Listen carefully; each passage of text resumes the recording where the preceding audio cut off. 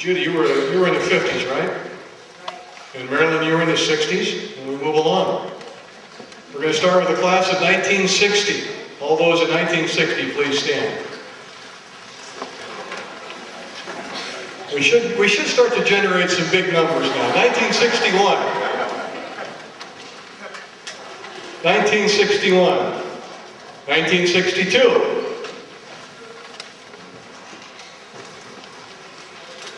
1963. 1964. 1965. 66. 67. 68. And 1969. All right, the graduates of the 60s.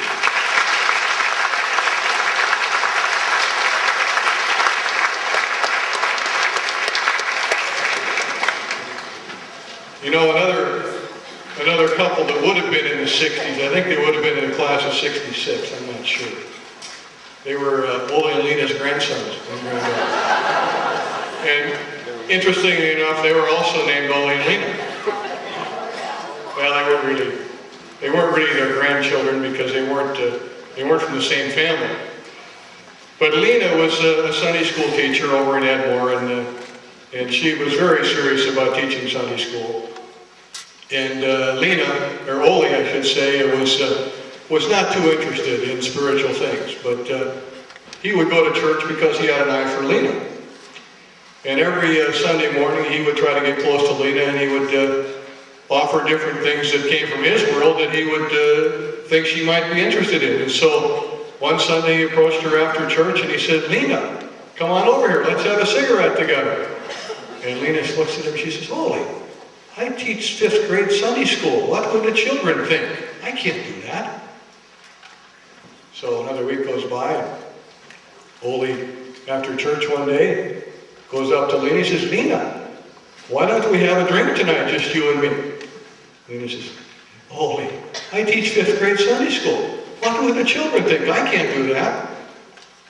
So another week goes by, and Ole gets up enough courage, he says, "Lena, how about if you and I go out and have dinner tonight? I know this nice place up in Langdon." She says, "That'd be a good idea, Ole." So they go for a ride up to Langdon after dinner, and it's time to go home, and Ole looks at Lena and says, "Lena, you know, I think we could get a hotel room here tonight. What do you think about that?" And Lena looks and says, "That's a good idea, Ole." So they got a hotel room, and you know, one thing led to another, and the next morning they're driving back to Edmore, and Ole looks at Lena and says, "Lena, what are you going to tell that 5th grade Sunday school class of yours now?" Lena looks him straight in the eye and she says, "Ole, I'm going to tell them that it's easy. You don't have to drink and smoke to have fun."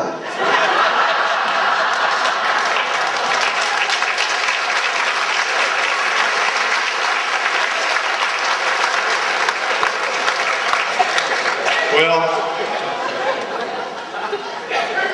representing our group from the 60s, certainly one of our more accomplished alumni is just relocated his family to Raleigh, North Carolina. What's left of it, Keith and Steph. But Keith Reimer is just taking a new position within the PepsiCo family, and he's here to represent the class of 1969 and the decade of the 60s. Come on up, Keith.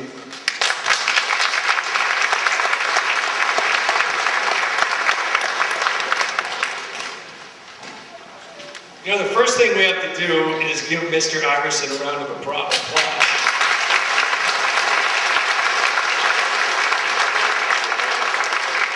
I've had the pleasure, actually, you know, David and I grew up, 2 houses apart. There's not too much of that part of town anymore, but I've had the pleasure of actually living as a neighbor to Richard in 3 different cities across the country now. I moved to Orange County, California, run into Dave Iverson.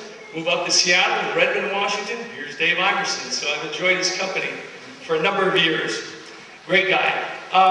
Let me start by saying I feel a big burden here because I just saw all these people stand up from the 1960s. So I think I represent in this decade probably the largest segment of population across the country today, right? It's basically the heart of the baby boomers. So I'll try and not embarrass myself or the people who joined me from this decade. But I have to say, it's great to be back home. You know, the first 20 years of my life were in Hampden, in quiet, tranquil Hampden, North Dakota. And I would say, as I look at my wife Stephanie here, the last 30 plus years of my life have been a little bit of an adventure as we've moved. I think we just moved into our 10th home in our 9th different state. But I have to tell you, while we've been fortunate to live in some great cities like Seattle and Scottsdale and Connecticut and so on, I will always cherish my time here in Hampden. And somebody said it earlier, it's like kind of a breath of fresh air when you come back and see your friends. And I have to say, as I haven't been back for a number of years now, and you drive around and you start to sound like your father when you say, you know, so-and-so used to live here, and so-and-so was there, and you know, we all have those senior moments now where it's like, oh my God, I'm sounding like my parents. But I have to say, the buildings come down, and but the memories will always be there. And so as you drive by, it's almost like an electronic charge that you get from remembering the great times. And then I think what adds the extra spark is when you connect with people that you haven't seen for 20 years, immediately you have a conversation. It's like, bingo, you were there 20 years ago, or in my case, 30 years ago, whatever. Also, coming from a small town, over the course of my professional career, has always been, I guess it provides good material, if nothing else. And I probably have a lifetime worth of material from some of the crazy things that I did with my friends or that I observed others. But when you sit down at a business meeting and they say, where are you from? Or you start talking, you say, well, I'm from North Dakota. Then you hear, well, you know, you're the first person I've ever met from North Dakota. And then they probe a little bit further, and where'd you go to school? I went to this little town up in Hampden, North Dakota. Oh, really? You know. And yeah, I was in a small class. There were 8 kids. 8 kids? And then I could share with them, well, I was in the top third of the class, so then they're a little bit more comfortable. But I have to say, there's I don't know if many of you know who Kenny Chesney is. I didn't up until about a year ago, when I actually ended up at a concert of his. He's a country western singer, a little bit of a Jimmy Buffett kind of knockoff country western singer. But he has a song, it's called Back Where I Come From. And I'm not going to sing it to you, fortunately for you, but it is a great song that talks about your roots and where you come from. And it always brings back great memories for me when I hear that. I ran into David actually at a Kinko's in Redmond, Washington here maybe 2-3 months ago, and he said, hey Keith, you're going to say a few words when you come back for the Centennial. And I didn't realize I was going to speak for the decade, which is a pretty daunting kind of way to talk about it. But I do feel this big responsibility. But I also but I recall as our kids always used to say to us, you know, you guys grew up in an amazing time. The 1960s were an incredible time to be alive. There's so many things that they have since studied about in their history books and so on. So let me just share a couple of things that I remember from that period of time that I think most of you will probably recall as well. For example, the Kennedy and Martin Luther King assassinations. While that probably wasn't a high point in our history, I'll bet every one of you guys remember where you were when we heard about Kennedy's assassination. I was in Mr. Goodry's history class. I was in the 7th grade in the old school. And Mr. Britnell, there he is. Hello, I haven't had a chance to shake your hand. And I'll never forget, Don, when you walked in, told Mr. Goodry, kind of walked out the door, and you know, kind of the rest is history. But that's one of those poignant moments that I think we all remember. The other one, I still remember what a Ringchin, I think that's the way, Ringchin is. And that's the result of the Cuban Missile Crisis. Do you remember when, you know, this was all going on? Obviously, Kennedy was involved with that. But next thing you know, in school, we're going to civil defense class. Do you remember that? And you're learning, you're talking about bomb shelters. And I remember being scared as a kid. But anyway, I learned about the ring. I couldn't tell you what it is, but it has something to do with you don't want those because that means you're starting to glow with radioactivity. And of course, all the other things like Beatlemania, race riots and so on. So the 60s were a pretty amazing time. But I graduated, as David said, in 1969, so I guess I'm the tail end of the decade here. And obviously, I think we all remember those people that were close around us from our classes. But I have a ton of memories. But in my class, there were 8 of us, 4 boys, 4 girls. Fred Linseth, Dean Boatman. I haven't seen Dean, but I think he's here somewhere. Bob Harpstead, Darlene Schultz, Kathy Simon, Karma Flott, and Gloria Klock. And it was a distinguished group, but I have to tell you that, that you grew up in the 60s when certain things you find from these documents. Now, what I found, it almost looks like parchment paper, but it's my senior history booklet, and I'm sure most of you probably have this, that my mother saved a lot of things for us. And so I'm thinking about, you're from the 60s when? Bit of the Jeff Foxworthy kind of thing. But when Dean Boatman, I found his picture in here, he's Dean Dale Boatman, born August 28, 1950. But I kind of look at it and I say, it's a bad picture. This is not from a laser printer.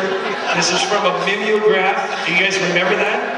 I think the mimeograph was invented just after the cotton gin. But, you go through the paper and you come back all purple and black and all that. But so this was our rendition of that. But Dean's favorite movie was The Graduate.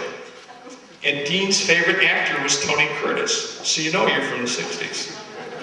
Let me find Gloria Klock. It's the old standard. Gloria, who was your favorite singing group? Gloria's group was Gary Puckett and the Union Gap. And Gloria, I won't embarrass you too much, but it said your favorite car was someone's white 1965 Pontiac. So if you want to share maybe you have special memories from that. I'm sorry.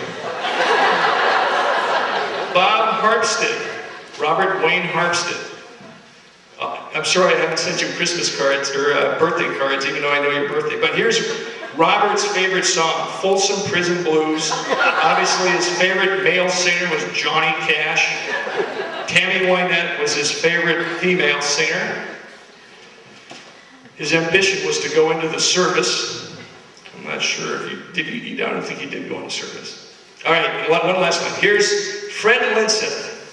You're from the 60s when your favorite actor is Steve McQueen, your favorite actress is Patty Duke. I don't remember her too much, but anyway.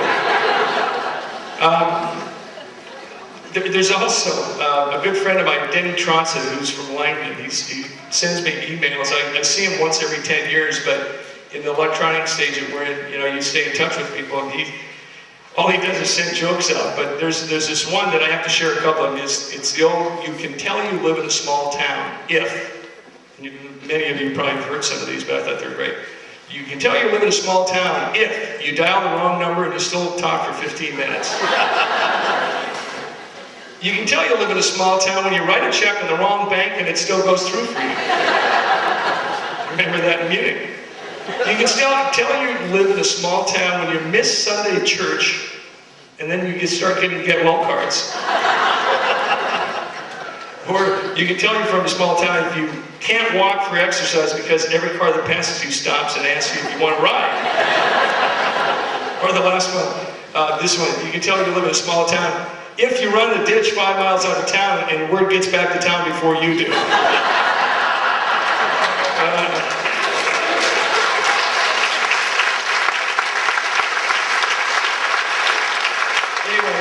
I'm one of the things that stands between you and cocktails, so I want to share a couple other thoughts with you. A couple other unique memories I have, and I've been in the kind of the corporate brand business for the last 30 years or so, and happen to work for Pepsi-Cola. So, and you guys all read about, nowadays you're trying to kick Pepsi out of school or soft drink companies out of schools, and we don't want branding and we don't want to advertise too much for our kids. But I have to say that I think the Lundy family, and I know there's 3 or 4 of you here, now the Lundy family must have had the school board, they must have paid them off. all right? Because, remember John Deere days? Now, I'm in Raleigh, North Carolina, but I think if I went to the Raleigh School Board and said, you know, I'd like to dismiss all the students for a morning, and I want to premiere my new commercials with you. I want to show the Pepsi commercials, and then I'm going to roll out the new lineup of Pepsi products. But think about that. That's what we did, John Deere Day. It was great. I mean, we got out of school, I think, at least a half a day. David and I have laughed about this a couple times. But, so you guys had it right. But I have to tell you, that builds brand loyalty. Stephanie, I have a John Deere cap that's in my, I have a John Deere tractor and clock in my credenza. And I've always wanted a tractor, but Stephanie won't let me get one, so. But it would be a John Deere if I got one. And then, you know, we have to talk about Ike Gertson. You know, you never want to run your fingers through his beard. But you love going roller skating, you know? Or he's when you want to come up and kind of pinch something or squeeze something, you know? But he was a great guy. Great memories for all of us. And the other thing you do when you live in a small town, I'll never forget going to prom. I think it was my junior year. And I made the mistake of having a date from Devil's Lake.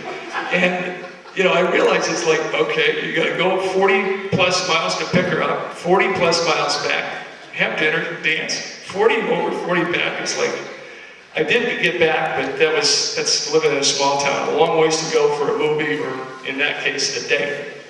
But let me close with a little bit of a serious thought. And I would just say that for me and for many of you, living in a small town really does, I think, bring out a sense of family in all of us. And it certainly brings out the teamwork in us. And that's something I realize is, especially when you move to a new city, and it's like you don't know your neighbors, and you eventually get to know your neighbors. But it's not like the good old days when if you needed a tractor with a front end loader, you went and talked to somebody. You know, you had all your friends, and it really was a teamwork effort.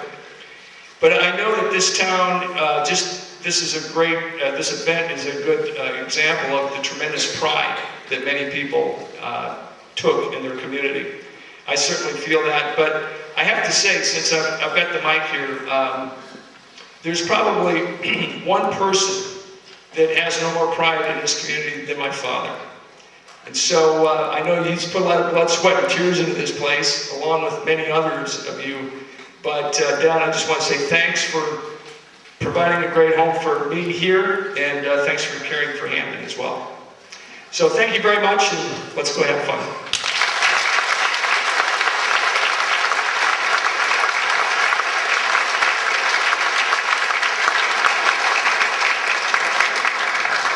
Keith and I bumped into each other in the airport in Portland about 8 or 10 years ago, and I was in the broadcast business in those days in Seattle, and Keith was heading up PepsiCo for Seattle and Portland and other places, Alaska too, I guess, and Hawaii. And anyway, what are you doing here? And he said, oh, we're here. I was showing him all of our staff, the commercials, and all the plans for the coming year, and he explained it all. And I looked at him and I said, John Deere Day.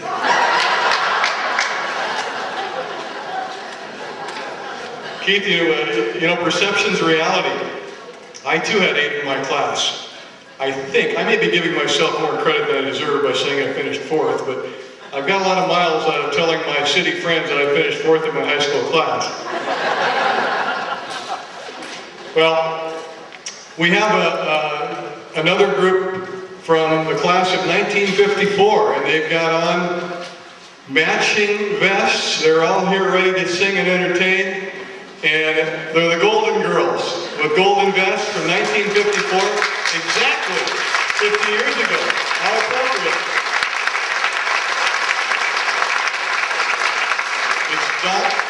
It's Donna Martinson-Carroll, Janice Anderson-Wolf, and Shirley Martinson-Gilbert.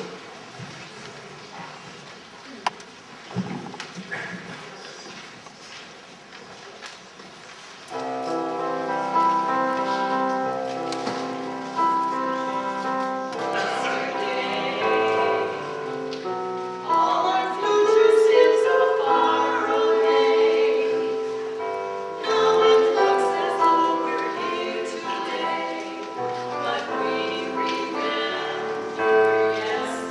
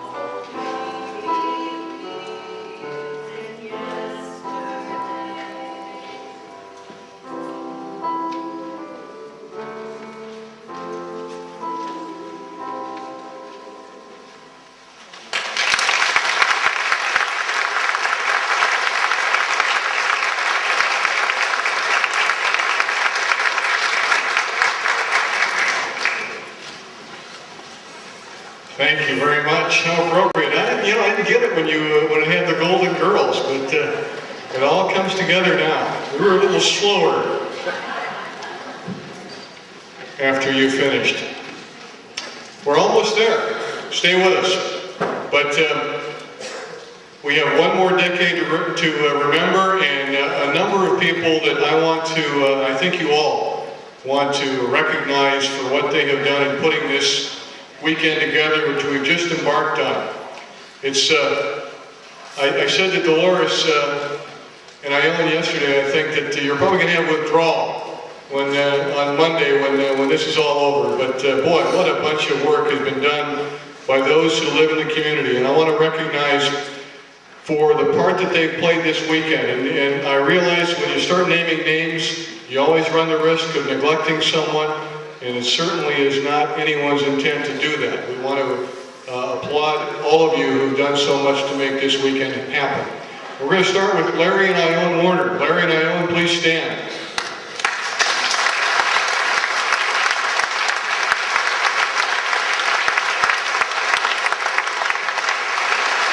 Dolores and Winnie, you're far apart. You're opposite poles here. I understand the driving force was a trochea of getting this all together of Don Hamery, Mikhail Morstead, and Michelle Logie. Would you all stand, please?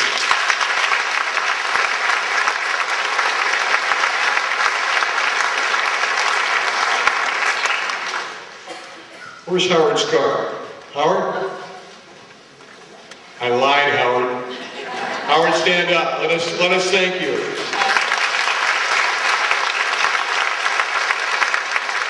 And I might add to that, Keith, you know you're from a small town when you live 2,000 miles away and you're asked to join the commercial club every year.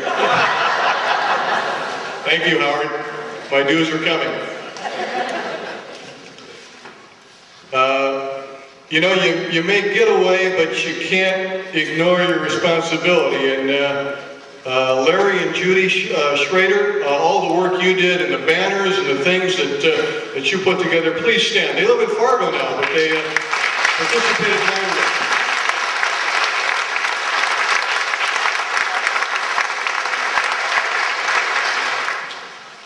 Where's Butch Hamery, the mayor of Hampden? Butch? Buck, I'm sorry. Where's Buck?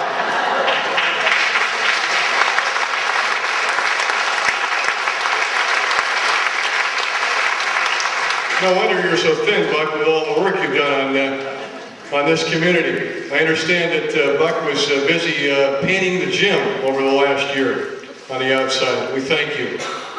Holly Johnson-Francis for painting the street scene of Hampden that's at the Senior Center, and for getting all of these decorations, quite appropriately. Purple and gold, maybe a little in your dreams tropical for Hampden, but nonetheless, we're glad they came from where you teach at Finley Sharon High School. Where are you? Please stand. Thank you.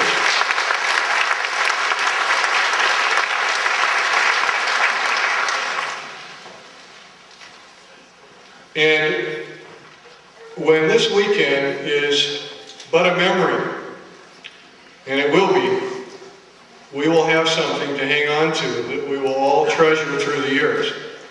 And we owe a great, great debt of gratitude to the Neidlingers, particularly Jack, Judy, and Julie. Would you all please stand, please? They assembled that book.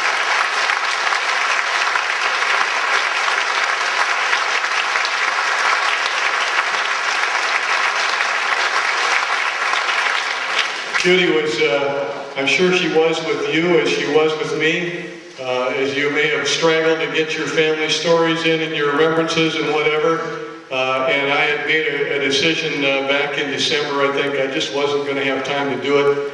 And she persisted, and boy, am I glad I did that. It was such fun to put together. It really put me in touch with my roots once again, and I'm sure it did many of you as well. So once again, we will really treasure that beautiful book that you guys put together on our behalf. Thank you very much.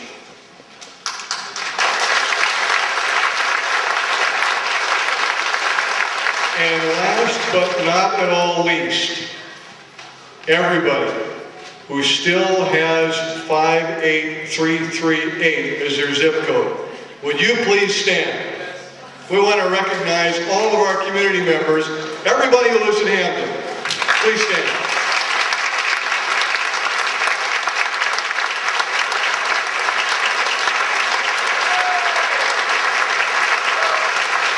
Thank you.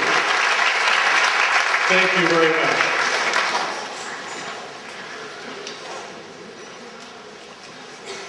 Well, Susan, I knew your dad when he had the filling station.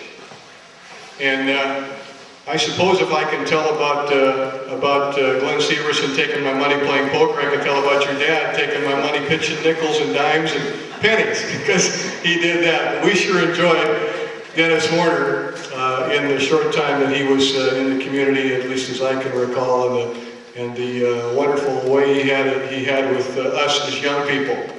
And Susan Warner, I've got it here, Frederickson, and Kelly Johnson Francis are going to make remarks on behalf of the class of 1978. But before they do that, we're going to go through the decade and recognize our graduates, first of all, from 1970. Would you please stand? 1971. 1972. 73. 74. 75. 76, 77, 78, 79, and we're going to lump in 1982. We got the last graduating class, 1980. Would you all please stand? Folks, this is the proof. Youth is wasted on the young. Here they are, our most recent graduates. All right. Susan and Kelly, come on up.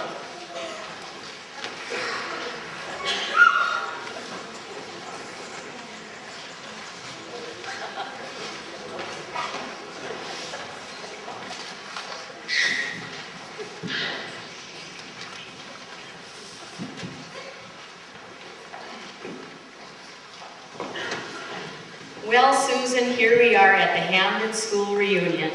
That's right, Kelly. As you know, we were asked to do our version of the 70s era during this part of the program. That's correct, Susan. We are here to highlight the memories of the 70s. Good times, good times. I was a bit reluctant to agree since we are both so much younger than the majority of those who belong to this era. I know what you mean. But on the other hand, our minds would be best on recall. Now, what was our topic for tonight? That would be HHS extracurricular activities. You know, Susan, the first thing that came to mind when we picked our topic was cheerleading. Where has the art of that sport gone to? I don't know, Kelly, but cheers like keep on truckin', let's go. Just can't be duplicated today. I know what you mean, Susan. Cheerleaders today just can't spell like we did. Remember? F-I-G-H-T, fight, team fight? Yes, I do. Do you remember our personal favorite? No, I do, Kelly. Come on, everybody, get on your feet, 'cause we got a cheer that can't be beat. Honk, honk.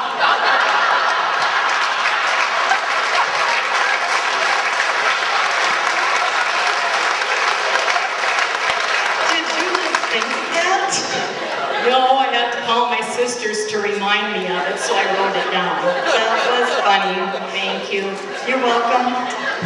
Those cheers remind me of Good times, good times.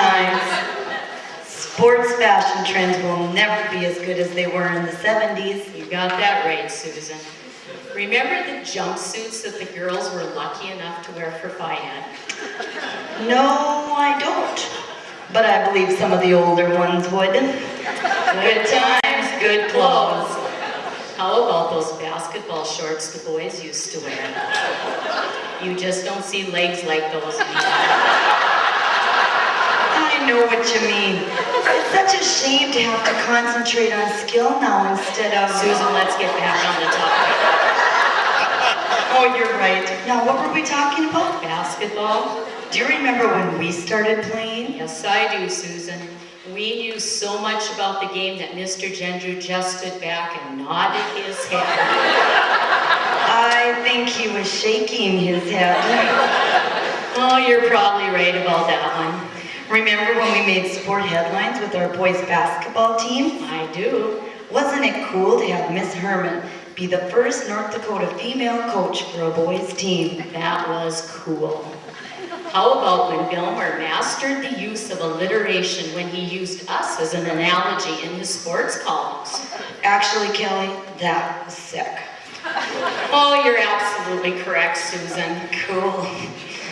Do you remember Mr. Halvorson study hall? That was funny. Did you just think of that? No. I thought of that last night and then I wrote it down. What was the game played by the junior and senior boys during that study hall? That was called the light beam relay races. That's right. Remember when the 4 8th grade girls took turns being on the lookout for Mr. Halverson's return or judging the races? Yes, I do. Was it Jeff Hermanson or Butch Hammer that was the all-time leader? I believe it was Greg Chenor. Oh, Kelly, you're right again. Cool. What other extracurricular activities can we talk about? The Rebels bonfires. I don't think that was related to school. Oh, that's right. Cool. Well, we can't talk about extracurricular activities and forget about track. You are so right. What was your favorite memory of track? That would be track practice. I love getting dropped off at the 5-mile corner. Catching rides back to the Anderson farm and then running the rest of the way. What was your favorite memory? Well, I like those indoor track meets that we had at Langdon. I loved running those 50 laps around that huge gym. Didn't you? No, I didn't. Well, thanks to Mr. Gendrew, we did have some success. You are right there, Susan. What other activities were we going to mention?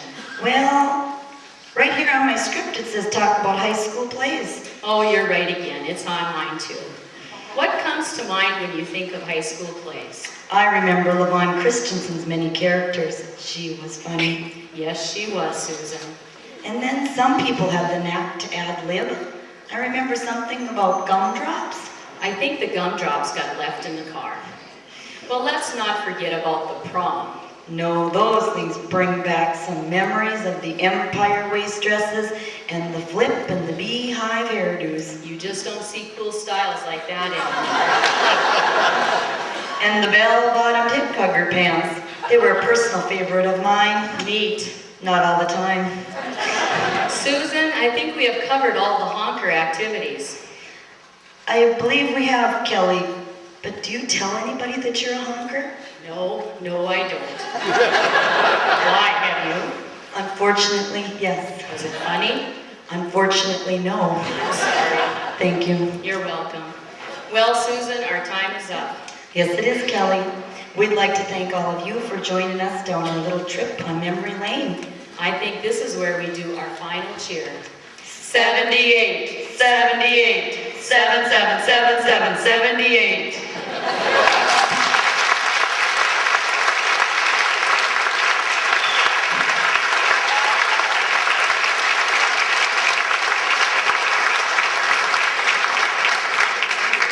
I don't know, is MTV coming after you guys yet? A lot of talent in this room and in this town. We're going to bring up one more act, and then we're going to get you into it to close the program out. And tonight we have the Wolf brothers, Marvin and Bruce, right? Marvin and Bruce? I tried to get them to tell me about 2 weeks ago what they're going to do. I didn't hear back from them, and I asked Wayne Hoagland about an hour ago if he'd seen them and if he knew what they were going to do, and Wayne said he talked to them, but they still didn't know. So, but I think they probably do by now. Here they are, the Wolf brothers.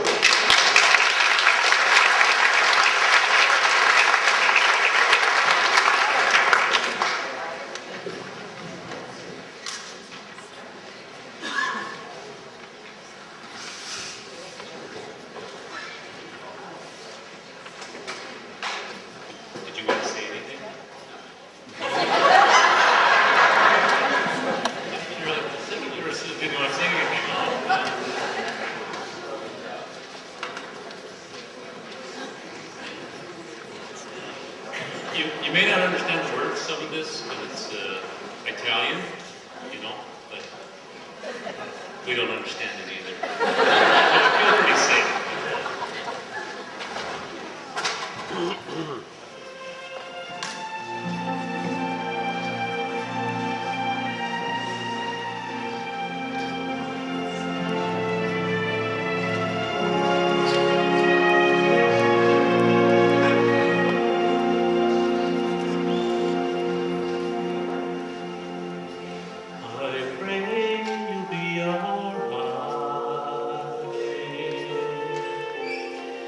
And watch us where we go, and help us to be wise in times when we don't know. Let this be our prayer when we lose our way.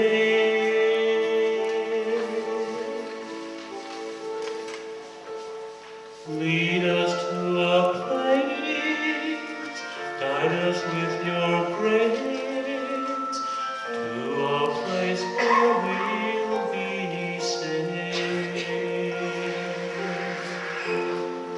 Le luce che tu dai, I pray you'll find your light, pour our restaurant, and hold it in our heart. Ricordarci che when stars go on each night, return us to the same.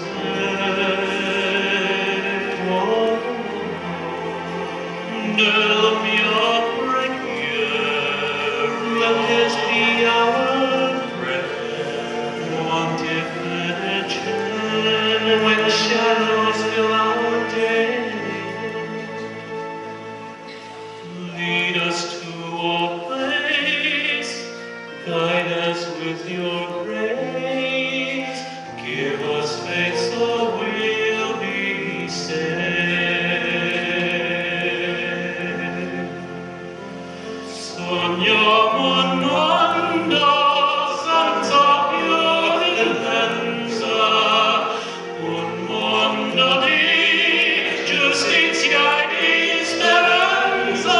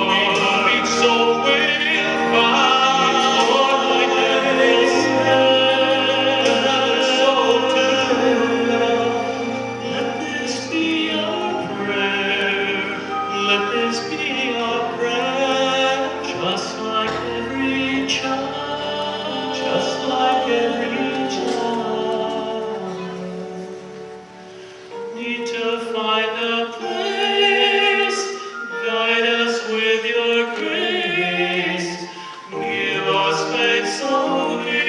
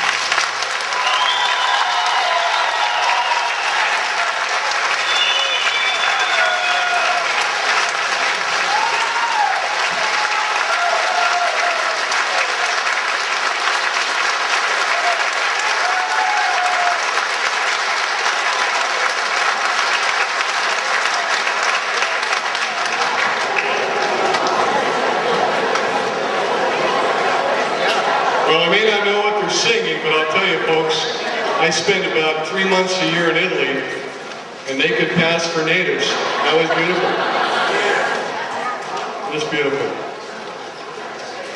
Well, just one more group to introduce, and then a couple of closing comments, and we're going to adjourn.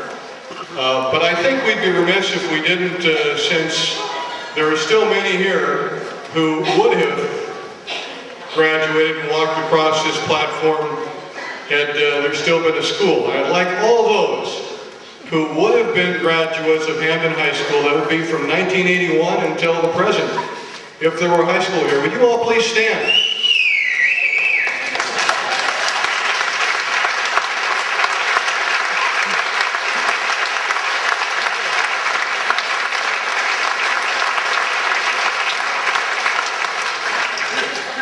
If you would just allow me, in closing, a couple of remarks.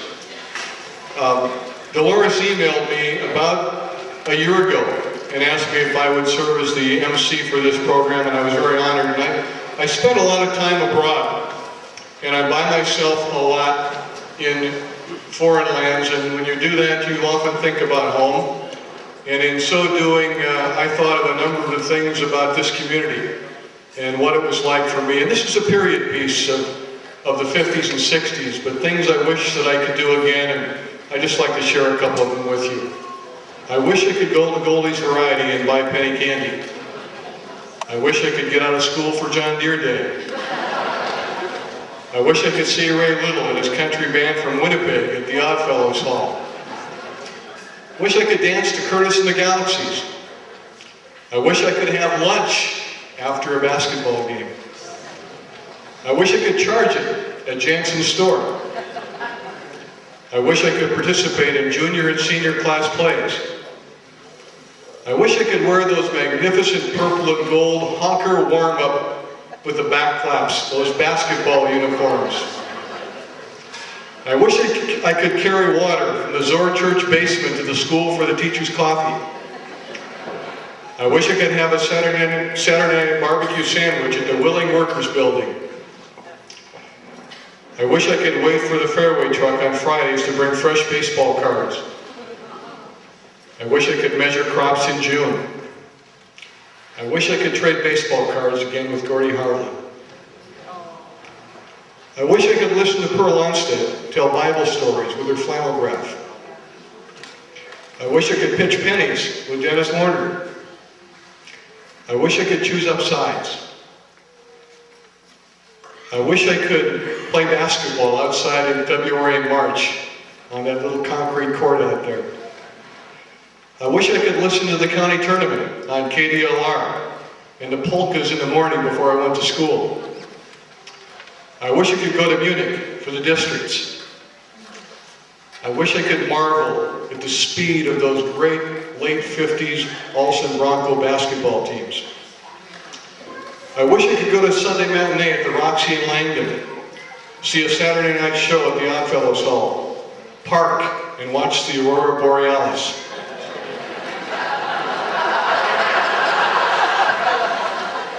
I wish I could go bowling on Saturday mornings at Munich and go curling on Sundays in Olsen. I wish I could think again that Devil's Lake is a big city. I wish I could be afraid of the town constable, Oscar Borg.